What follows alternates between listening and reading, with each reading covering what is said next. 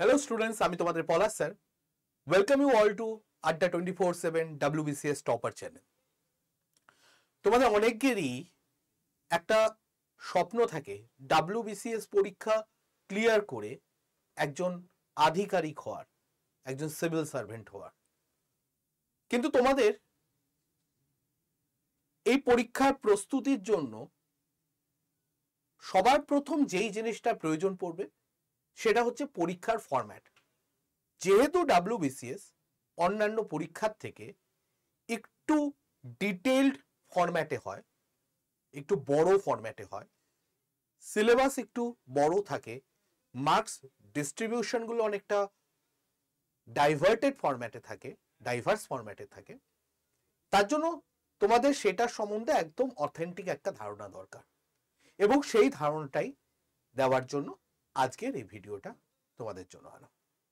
আমি আজকের এই ভিডিওটায় তোমরা যেরকম আগেই হয়তো জানো, যার জন্য এই ভিডিওটা দেখতে এসছো, WBCS এর অথেন্টিক ফরম্যাট আমি তোমাদের সঙ্গে শেয়ার করব। তোমরা অনেকেই শুনছো যে 2025-এ শুনেছো যে 2025-এ ডেসক্রিপটিভ ফরম্যাটে পরীক্ষা হবে, মেইনস সম্পূর্ণ। প্রিলিমসে সিস্যাট আসবে, নতুন নতুন টপিক ইন্ট্রোডিউস হবে।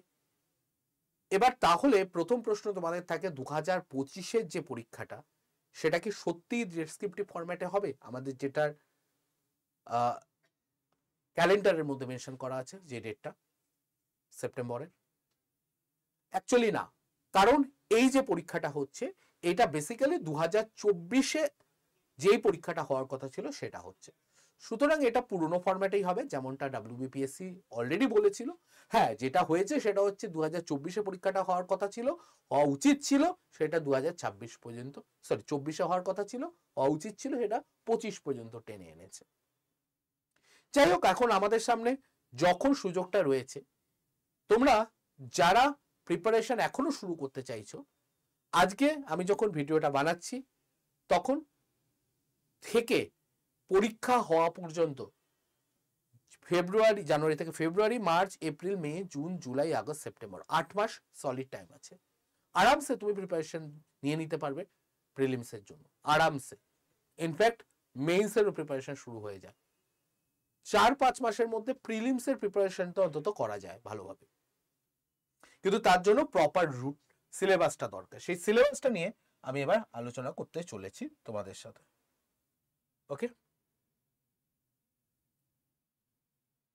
সবার প্রথমে আগে বুঝতে হবে আমাদের WBCS এক্সামটা 3টে টায়ারে হয়, 3টে ধাপে হয়। প্রথম ধাপ বা টায়ার 1-এ হয়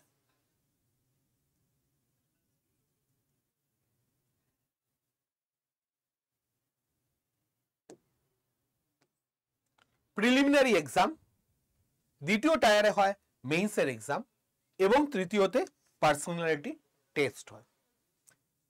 প্রথম টায়ারে আমাদের যে ফরম্যাটটা থাকছে সেটা purely objective format. General studies, ডিটেলসে বলবো কি কি থাকবে, 8টা টপিক কি কি থাকছে, 200 নাম্বার।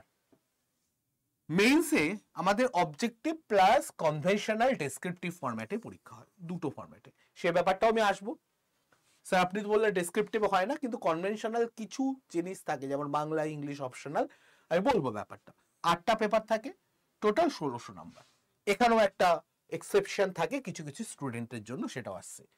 পার্সোনালিটি টেস্ট, যেটা অনেকে ইন্টারভিউ বলে থাকে, সেটা গ্রুপ ABCD এর জন্য আলাদা মার্কস অ্যালোকেশন থাকে। A আর B এর জন্য 200 নাম্বারের জন্য, এবং C আর D তে 150 এবং 100 করেসপন্ডিং নাম্বারের উপর ইন্টারভিউ হয়। একটা ব্যাপার বুঝতে হবে, এটা আমি পরেও বলবো, কেউ যদি 4টে গ্রুপের জন্য কোয়ালিফাই করে তার কিন্তু একবারই ইন্টারভিউ হবে, 4বার বা 3বার ইন্টারভিউ হবে না। ব্যাপারটা আমি একটু পরে ডিটেইলসে বলছি। এরপর আসা যাক প্রিলিমসের ব্যাপারটা। প্রিলিমসের একটু যদি একটা ইনসাইট নেওয়া যায়, প্যাটার্ন যেটা হয় পুরোপুরি মাল্টিপল চয়েস ফরম্যাটে হয়, MCQ ফরম্যাটে হচ্ছে। এক্সামের টাইম হচ্ছে 12টা থেকে 2:30টা। ইন জেনারেল এই টাইমে পরীক্ষা হয় প্রত্যেকবার। টাইম অ্যালোকেট থাকে 2.5 ঘন্টা, বুঝতেই পারছো, 12টা থেকে 2:30টা। টোটাল কোশ্চেন 200টা, টোটাল মার্কসও অ্যালোকেট থাকে 200 নাম্বার। প্রত্যেক কোশ্চেনের জন্য তার মানে 1 নাম্বার, এবং 1/3 করে নেগেটিভ মার্কিং হতে থাকবে প্রত্যেক ভুল অ্যান্সার দেওয়ার জন্য তোমার। এরপরে আসা যাক কি কি টপিক থাকে সেই ব্যাপারটা একটু দেখা যাক। এর মধ্যে কি কি টপিক থাকছে। প্রথমে ইংলিশ কম্প্রিহেনশন। এক্সামটা শুরুই হবে, প্রথম 25টা প্রশ্ন ইংলিশে দেখতে পাবে, ওটা ইংলিশের প্রশ্ন থাকবে। 25টা প্রশ্ন 25 নাম্বার। এর পরের পার্টগুলো পুরো হ্যাপাজার্ড ওয়েতে থাকে, মিক্সিং ফরম্যাটে থাকে, পুরোটা মিলিয়ে মিশিয়ে দেয়। ইংলিশ একমাত্র পার্ট যেখানে 25টাই এক্সাক্ট প্রশ্ন থাকবে, বাকিগুলো রাফলি 25 করে, কোনোটায় 23, কোনোটায় 27 হতে পারে, কোনোটায় 20, কোনোটায় 30 হতে পারে, সেটাও হতে পারে। জেনারেল সায়েন্সের একটা পার্ট থাকবে, তার মধ্যে ফিজিক্স, কেমিস্ট্রি এবং বায়োলজি এই প্রশ্ন পার্টগুলো থাকবে। কিছু কিছু ক্ষেত্রে কম্পিউটার এবং টেকনোলজির কিছু পার্টেরও দু একটা প্রশ্ন দিয়ে দেয়। Current event, national international importance, মানে যেটাকে আমরা সিএ বলি, কারেন্ট অ্যাফেয়ার্স, সেটার উপরে 25টা প্রশ্ন। History of India, Indian history, সেটা অ্যানশিয়েন্ট মিডিয়েবল মডার্ন মিলিয়ে মোস্টলি অ্যানশিয়েন্ট মিডিয়েবল থাকে। মডার্নের পার্টটা এর পরের পার্টে ইন্ডিয়ান ন্যাশনাল মুভমেন্টের মধ্যে মোস্টলি অ্যাড হয়ে যায়। যাই হোক, দুটো মিলিয়ে 50টা প্রশ্ন, কোনো কোনো ক্ষেত্রে 51, 52, 55 পর্যন্তও চলে যায়। Geography of India with special reference to West Bengal. Geography, Indian geography থাকে, তার সঙ্গে কিন্তু ওয়েস্ট বেঙ্গলের রেফারেন্স, মানে ওয়েস্ট বেঙ্গলের উপরেও কিন্তু 5 থেকে 7টা প্রশ্ন দিয়ে দেয়। ইন্ডিয়ান পলিটি অ্যান্ড ইকোনমি মিলিয়ে 25টা প্রশ্ন। জেনারেল মেন্টাল এবিলিটির মধ্যে ম্যাথ এবং রিজনিং এর পার্টটা থাকে। রিজনিং জেনারেলি একটু বেশি হয়, ম্যাথ একটু কম হয়, কোনো কোনো বার উল্টোটাও হতে পারে। মোস্টলি ম্যাথ কম, রিজনিং বেশি হয়। প্রত্যেকটা সেকশনে রাফলি তুমি 25 নাম্বার করে ধরো। আচ্ছা, এটা 2 লেখা আছে, 2.5 ঘন্টা থাকে, এটা ভুল লেখা আছে, 2.5 ঘন্টা টাইম অ্যালোকেটেড থাকে টোটাল। এরপরে যদি আমি মেইনসের এক্সামের কথা বলি, মেইনসের পেপার কি থাকে, টোটাল 6টা পেপার থাকে এবং এই 6টা হচ্ছে কম্পালসারি পেপার। এই 6টা পেপারের পরীক্ষা সবার দিতে হবে। তার মধ্যে প্যাটার্ন ডেসক্রিপটিভ থাকে, পেপার 1 এবং 2, যেটা বাংলা ইংলিশে থাকে, বাংলা ইংলিশের উপরে হয়, ল্যাঙ্গুয়েজ পেপার। মাল্টিপল চয়েস কোশ্চেনের পেপার 3, 4, 5, 6 থাকে। কি কি থাকে আমি আসছি। টাইম অ্যালোকেটেড 3 ঘন্টা প্রত্যেক পেপারের জন্য থাকে। ইচ কোশ্চেনের মার্কস 1 নাম্বার, টোটাল কোশ্চেন 200টা পার পেপারে থাকে। নেগেটিভ মার্কিং প্রত্যেকটার জন্য 1-3 করে হয়, অ্যাজ সিমিলার টু প্রিলিমস। এবার যদি বলি কি কি পরীক্ষা হয়, দেখো বাংলা ইংলিশ তো বললাম, ল্যাঙ্গুয়েজ পেপারের উপর 2টো পেপার হয়। তুমি যদি বাংলা না ভাষী না হও, তোমার ফার্স্ট ল্যাঙ্গুয়েজ বাংলা না হলে তুমি হিন্দি, উর্দু, নেপালি, সাঁওতালিতেও দিতে পারো পরীক্ষা। 200 নাম্বারের পরীক্ষা সবার জন্য হবে। ইংলিশও সেম, এটা কনভেনশনাল রাইটিং টাইপে হবে, দুটোই 200 নাম্বার করে পরীক্ষা হবে। যদি জেনারেল স্টাডিজ এর পেপার যেটা বলো, তার মধ্যে 4টে পেপার হবে। 3টে জেনারেল স্টাডিজ পিওরলি, প্রথম দুটো হচ্ছে, প্রথমটা জেনারেল স্টাডিজ যেটা 1 হিস্ট্রি এবং জিওগ্রাফি মিলিয়ে টোটাল 200 নাম্বার। জেনারেলি 100 করে ভাগ হয়, মোটামুটি রাফলি ভাগ ধরে নিতে পারো। জেনারেল স্টাডিজ এর পেপার 2, যার মধ্যে এটাকে খিচুড়ি পেপার বলতে পারো। আমরা খিচুড়ি পেপার বলতে পছন্দ করি, কেন এর মধ্যে যেরকম সায়েন্সের পার্ট থাকছে, ফিজিক্স, কেমিস্ট্রি, বায়োলজি, ইভিএস, সেরকম টেকনোলজির পার্ট থাকছে, কম্পিউটারের পার্ট থাকছে, সেই রকমই কিছু কিছু ক্ষেত্রে ইন্টারন্যাশনাল ইভেন্টের মধ্যে হিস্ট্রি এবং জিওগ্রাফির প্রশ্ন ঢুকিয়ে দিতে পারে। এছাড়াও এর মধ্যে কারেন্ট অ্যাফেয়ার্স থাকছে। এছাড়াও 2-1 বছর 1-2টো ম্যাথের প্রশ্নও ঢুকিয়ে দিয়েছে, মানে ফিজিক্সের প্রশ্নও ঢুকিয়ে দিয়েছে। ইন জেনারেল এর মধ্যে 2টো পার্ট থাকে, একটা পিওর সায়েন্সের এবং টেকনোলজির পার্ট, আর একটা হচ্ছে কারেন্ট অ্যাফেয়ার্সের পার্ট। ওকে, আর তার মধ্যে যদি কিছু এক্সট্রা ঢুকিয়ে দেয় সেটা তো কিছু করার নেই। Paper 1, paper 2 clear. পেপার 3তে যদি আসি, এর মধ্যে কনস্টিটিউশন আর ইকোনমিক্স এর পার্ট থাকে, ওই রাফলি 100, 200 নাম্বারের একটা paper. Arithmetic and test of reasoning আমি বলতে চাইলেও বলতে পারবো না, এখানে 100, 200 নাম্বারের পেপার।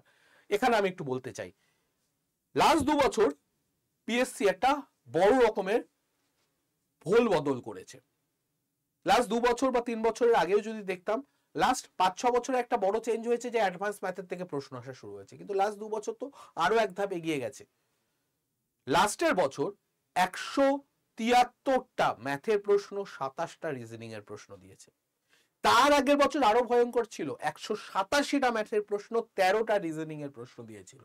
সুতরাং আমি চাইলেও বলতে পারছি না এটা 100 করে হয়। হ্যাঁ, টোটাল 200 হয়, দ্যাটস ওকে, এইটুকু আমি বলতে পারি। অ্যাসিওরেন্স। অপশনাল সাবজেক্ট তোমাকে একটা চুজ করতে হবে যদি তুমি গ্রুপ এ বা বি এর জন্য দিতে চাও। ওর জন্য দেখো এখানে লেখা আছে নট অ্যাপ্লিকেবল সিআরডি এর জন্য, এবং সেক্ষেত্রে তোমাকে 200 নাম্বারের ডেসক্রিপটিভ পেপার 1 এ 200 নাম্বারের ডেসক্রিপটিভ পেপার 2 তে লিখতে হবে। তুমি ল্যাঙ্গুয়েজ চুজ করে নেবে যে কোন ল্যাঙ্গুয়েজে নেবে, পরীক্ষা দেবে। তুমি যদি বাংলায় লিখতে চাও দুটো পেপারই বাংলায় লিখতে হবে, হিন্দিতে হলে দুটোকেই হিন্দিতে, ইংলিশে হলে দুটোকেই ইংলিশে, বা সাঁওতালি হলে দুটোতেই সাঁওতালিতেই লিখতে হবে। টোটাল 1600 নাম্বার তুমি দেখতে পাচ্ছ গ্রুপ এ বি এর জন্য, এবং সিডি এর জন্য 1200 নাম্বারের পরীক্ষা, কারণ 400 নাম্বারের অপশনাল পেপার সিডি এর জন্য লাগছে না। এবার আরো একটু যদি এগোই তাহলে আমি কি দেখছি, এখানে অপশনালের পুরো লিস্টটা দিয়ে দেওয়া আছে, তুমি কি অপশনাল নিতে চাও। টোটাল এখানে টোটাল 37টা অপশনাল দেখতে পাচ্ছ এখানে রয়েছে। Bengali, Hindi, Sanskrit, physics, chemistry, botany, psychology, physiology থেকে শুরু করে সব রকম এখানে অপশনাল তোমার রয়েছে। টোটাল 37টা অপশনাল আমি দেখতে পাচ্ছি। কয়েকটা অপশনাল তোমাদের মধ্যে বেশ পপুলার, অ্যানথ্রোপোলজি বলো, সাইকোলজি বলো, হিস্ট্রি বলো, এগুলো বেশ পপুলার তোমাদের মধ্যে। তাছাড়াও প্রচুর আছে। আমি একটা ভিডিও বানিয়েছিলাম যেখানে আমি অ্যানালিসিস করেছিলাম কি রকম অপশনালে কি রকম ভালো নাম্বার ওঠে কোনটায়। যেগুলো তুমি পড়ে এসছো, তুমি ধরো জাস্ট মাস্টার্স কমপ্লিট করে এসছো 1 বছর আগে, তুমি ফিজিক্সে কমপ্লিট করে আসছো, ফিজিক্সে পরীক্ষা দাও বাবু, নাম্বার উঠবে ভালো। তো এই ব্যাপারগুলো মাথায় রেখে পরীক্ষা দাও, যে তোমাকে খুব যেগুলো পপুলার অপশনাল পেপার আছে সেগুলোতে দিতে হবে এরকম কোনো মাথায় নেই, মাথার দিব্যি নেই। কিন্তু জেনারেল যেই সাবজেক্টগুলো তোমরা পড়ে এসছো সেই সাবজেক্টে পরীক্ষা দিও কিন্তু ভালো নাম্বার বহু লোক পাচ্ছে, এইবারের পরীক্ষা কিন্তু সেটা দেখা গেছে। পার্সোনালিটি টেস্ট বা ইন্টারভিউ যেটাই বলো না কেন, গ্রুপ এর জন্য 200 নাম্বারের, group B A 200, group C তে 150 এবং ডি তে 100 নাম্বারের হয়। এবার একটাই ইন্টারভিউ হবে। ধরো আমি একটা এক্সাম্পল দিয়ে যদি তোমাকে একটু বোঝানোর চেষ্টা করি তাহলে আমি এইভাবে বলবো যে ধরো তুমি ইন্টারভিউতে 200-র মধ্যে ধরে নাও 120 পেয়েছো, তাহলে তোমাকে বলবে তুমি 150-এ কত পেয়েছো, ঐকিক নিয়ম করো। ঐকিক নিয়মে দাঁড়াবে তুমি 150-এ 80 পাবে, এবং ওই ঐকিক নিয়মেই সরি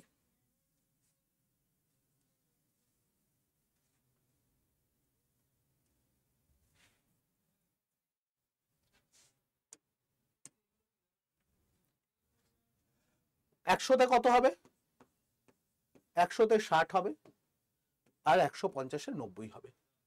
তো তুমি যখন 200 নাম্বারের পরীক্ষা 150 পেলে, সেই হিসাবে তোমার বলে দেবে 150-তে তোমার নাম্বার, মানে গ্রুপ সি এর জন্য তোমার নাম্বার অ্যাড হবে 150-এর হিসাবে 90, এবং ডি এর জন্য তোমার নাম্বার অ্যাড হবে 60, আর এ আর বি এর জন্য তোমার নাম্বার যাচ্ছে 120।